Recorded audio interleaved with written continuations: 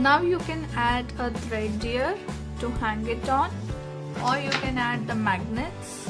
Whatever you like, you can do it. So I'm going to add the magnet and this as well. So we'll need the double side tape for this.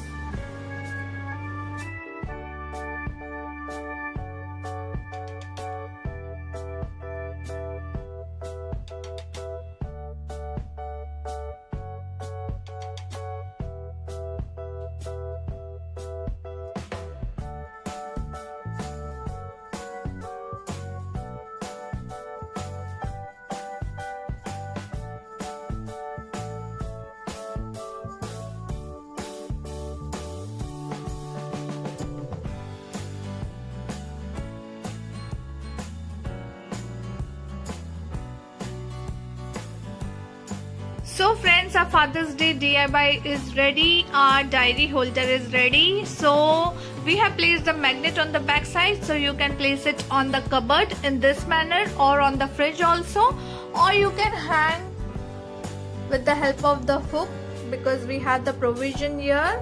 The thread is here, so you can keep in the diary, the pen, and you can write some secret messages for the dad.